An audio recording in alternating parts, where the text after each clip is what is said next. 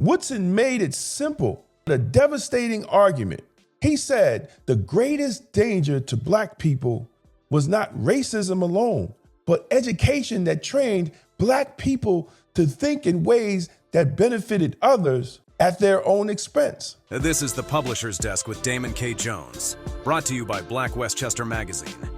Peace and blessings, everybody. This is Damon K. Jones here, and welcome to the Publisher's Desk, powered by Black Westchester Magazine and blackwestchester.com. We are the news with the Black point of view. And today, we're starting off Black History Month. And we're starting off Black History Month, and we're going to end Black History Month with Black Power. We want to have this conversation about Black Power and what Black Power means within the history of Black people, Black Americans in this United States of America. Because see, that's what we want to talk about. And every February, Black America celebrates Black History Month. You know, we post quotes, we name heroes, we attend events, and we applaud progress. But few people have ever stopped to ask the hardest question. Are we honoring the purpose of Black History Month, or are we just enjoying celebration? See, because Black History Month was not created to make us feel good. It was created to make us think. And the man who created Black History Month, Carter G. Woodson, would likely be disappointed with how we use this month. See, Woodson did not create Black History Month so we could celebrate survival. He created it so we can examine why progress keeps stalling. Today, brothers and sisters, I want to talk about Carter G. Woodson and what he warned us about, and why nearly a century later, his warnings still explain the condition Black America finds itself in today. Now, let's start off for people that's watching, and some people might not even know. Who is Carter G. Woodson? Carter G. Woodson wasn't a politician. He wasn't a revolutionary. He wasn't chasing applause. He was a historian, an educator, and a systems thinker. He created Negro History Week, what later became Black History Month, because Black contributions were erased from American history. But more importantly, he wanted Black people to understand how power actually works. See, Woodson believed that if you misunderstand history, you will misunderstand your position in the present and make the same mistakes all over again. And that's why, brothers and sisters, it's so important to read his book, because it wasn't just about Black greatness, it was a warning. See, what was the core warning of miseducation of the Negro? See, in the book, The Miseducation of the Negro, Woodson made it simple, but a devastating argument. He said the greatest danger to Black people was not racism alone, but education that trained Black people to think in ways that benefited others at their own expense. Woodson famously wrote that if you control how a man thinks, you don't need to control what he does. His actions will follow automatically. See, that wasn't just psychology. That wasn't just economics, brothers and sisters. That wasn't even just politics. See, Woodson was saying this: a people trained to distrust themselves will never build anything durable. No matter how many rights they are given or how many protests they organize. See, and this is where people misunderstand Woodson. He wasn't anti-education. He was anti-miseducation of Black Americans. See, Woodson did not protest. He warned against confusing protest with progress. He argued that protest only works when it's backed by a constructive program, something tangible that produces ownership, income, and independence. See, otherwise, protest becomes ritual, noise without leverage, emotion without results. See, that warning matters today, brothers and sisters, because modern politics and modern black politics often treats protest as the end goal rather than the means to something concrete.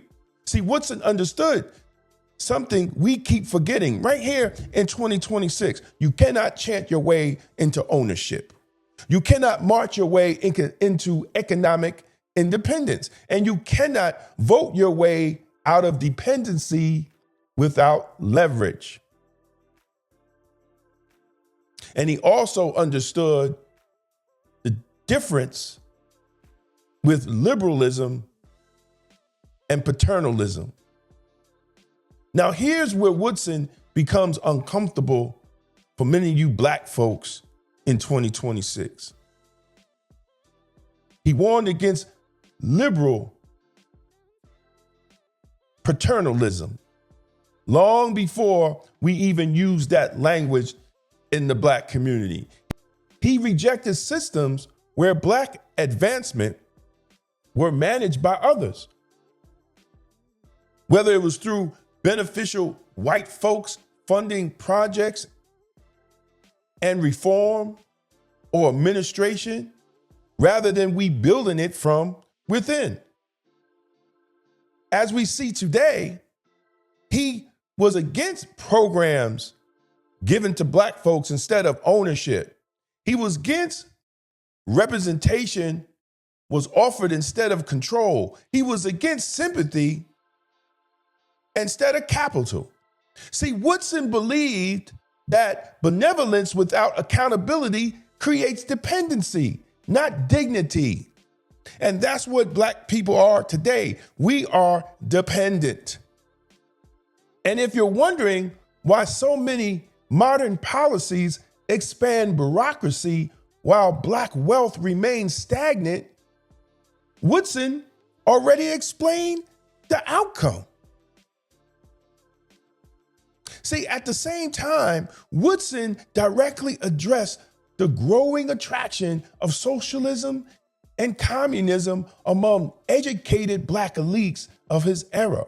Yes, it's all in the book. It's all from the man that created Black History Month.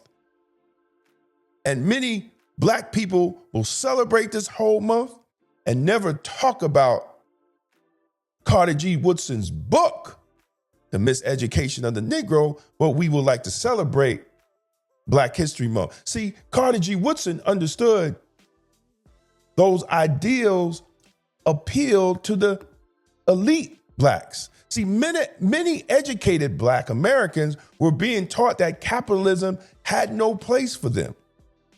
And this is Carter G. Woodson.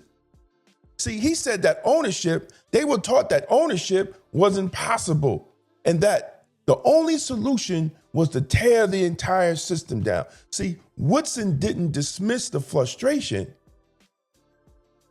He just challenged the logic in that type of thinking.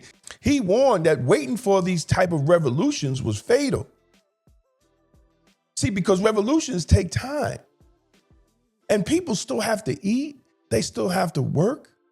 They still have to survive. See, Woodson said plainly, if black people waited for the system to be overthrown before improving their condition, they would economically be exhausted long before liberation have arrived. In other words, ideology doesn't feed families, brothers and sisters. Theory doesn't build business, and revolution ain't paying nobody's rent. He also examined the educated elites over the builders. One of Woodson's sharpest critiques was aimed at black educated leadership. He observed that formal education often produced people fluent in theory, but hostile to black enterprise. Educated Black Americans was taught to distrust Black business. They were taught that Black enterprise was inferior. They were taught that success could only come through white control institutions. So instead of investing Black businesses, they criticized it. Instead of building Black business, they theorized it. Instead of supporting, they predicted its failure. Meanwhile, Woodson noticed something deeply ironic. He said that the so-called uneducated Black businessman, the man dismissed as unsophisticated, was already doing what the educated class said could not be done. He said that they were opening stores, they were buying property, they were creating jobs, they were building institutions under the hostile conditions of racism, segregation, Jim Crow, all the things that Black people had to face at the time. And they did it without permission, they did it without ideology, and they did it without applause. Woodson exposed the uncomfortable truth.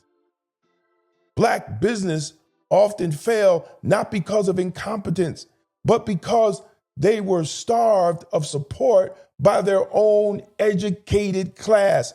That observation alone explains more about modern Black economic conditions than most political speeches ever will, brothers and sisters. Now look at today. Black America is more educated than ever. They're more politically mobilized than ever. They're more visible than ever. But yet, Black households' wealth remains low. Black business ownership remains fragile. Black communities remain dependent on external capital and external decision makers. Here's a contradiction Carter G. Woodson warned us about, now backed by modern numbers today. Black Americans are projected to spend $2.6 trillion as consumers. That level of spending power will rank as one of the largest economics in the world if we were a nation. Yet almost all that money flows out of Black communities into the systems and institutions that we don't even own.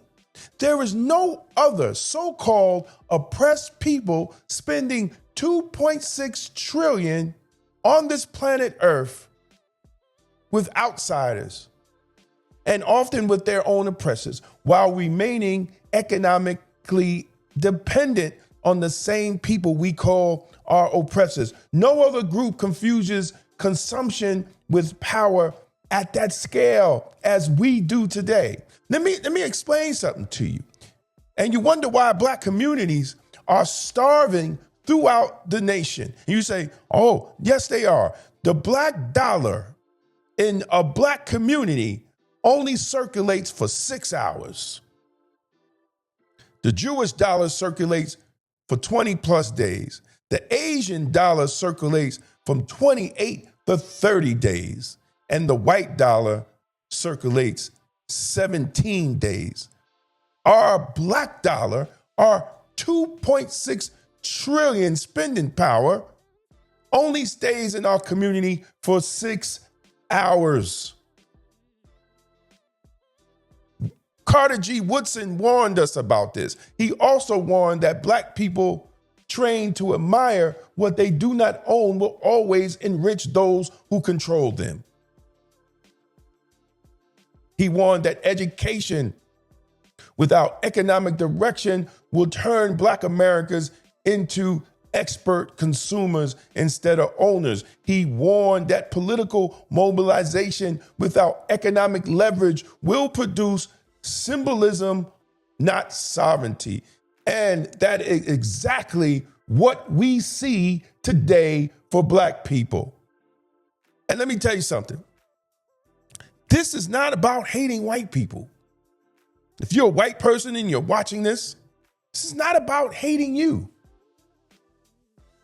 This is about Black people, Black Americans getting their mess together so we could be on a level playing field as far as economics go.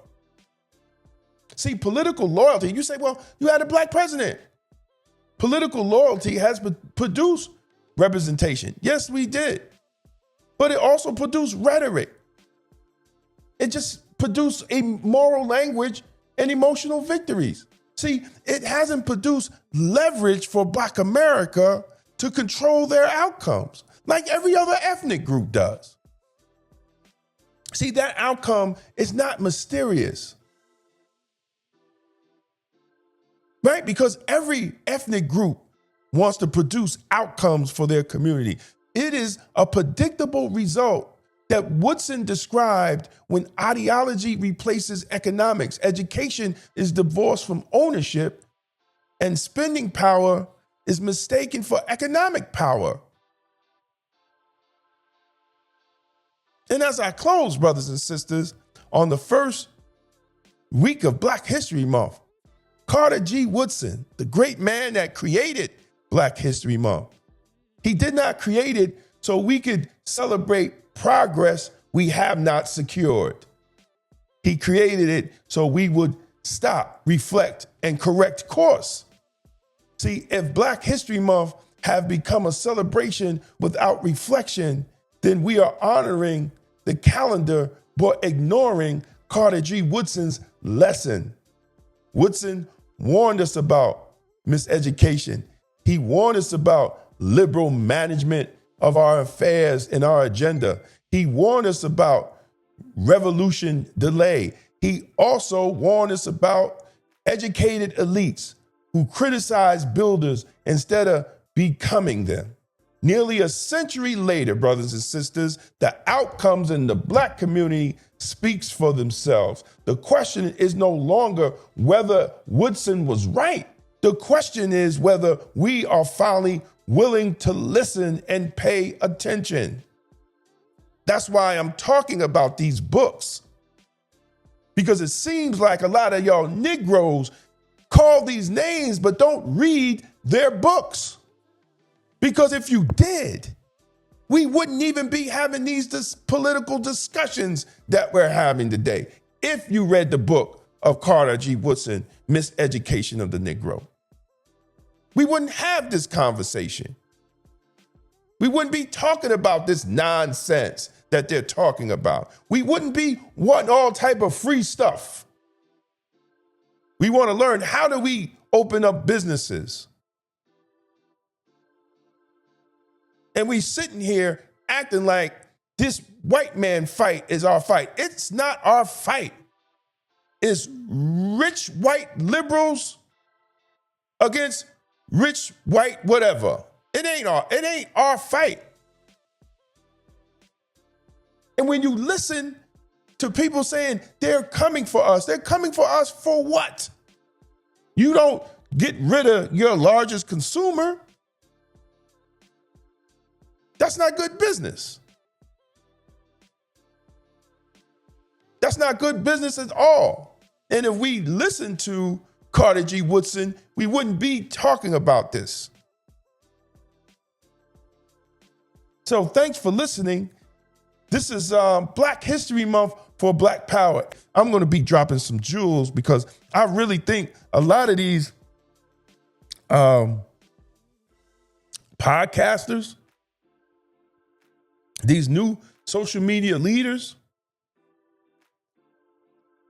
sometimes I listen to them and I know they haven't read a book. I don't know where they're getting their information from. So we're going to go over every Monday this month on some of our scholars and what they were saying about Black people being independent and owning businesses and owning our communities. So if this conversation made you uncomfortable, that was the point for me having this conversation. If this conversation pissed you off, that was the point. See, progress doesn't begin with applause. It begins with honesty. And all I'm doing today, brothers and sisters, is being honest with you. Because we don't have a lot of time left to see black people rise. And that's what it's all about. It's not about being against white folks. No. It's about us having our own. So when we sit at the table with every other ethnic group, we're not begging for something. We're sitting at the table from a position of power, not a position of weakness. And this is the Publisher's Desk. Thank you. If you leave a comment, if you think I'm right, say I'm right. If you disagree, I would love to hear how you disagree on the issues. Not just silliness, you get deleted and blocked. Is it simple as that? I ain't got time for foolishness. I have time for real conversations. Once again, this is the Publisher's Desk, published by Black Messenger. Once again, this is the Publisher's Desk, published by Black Westchester Magazine and blackwestchester.com. And I am Black Westchester's publisher, Damon K. Jones. And as always, be blessed, be safe, and as most of all, stay blacktastic. Peace out. Tired of the same emotional politics that lead nowhere. Emotional Politics, Logical Failure by Damon K. Jones is the book Black America needs right now. It exposes the lies, challenges the gatekeepers, and calls for real strategy, not just symbolism. Power starts with truth. On sale now and available in audiobook on Amazon. Tolerance is for Cowards by Damon K. Jones. This book is not anti-police, it's pro-community. Discover how the extended policing strategy empowers you to demand real public safety, justice, and accountability from your local police department. Because the Black community deserves good policing. On sale now on Amazon and Audible. Discover Jesus and Divine Black Masculinity by Damon K. Jones. This a bold blueprint to restore faith, manhood, and purpose in Black America. Because the Black community needs good Black men. Available now on Amazon.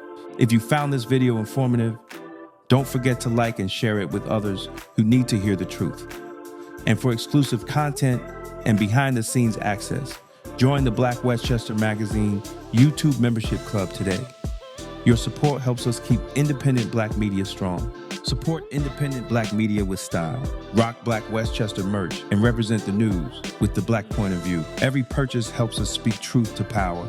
This is the Publisher's Desk with Damon K. Jones, brought to you by Black Westchester Magazine, where life, culture, community, and faith meet truth, power, and purpose.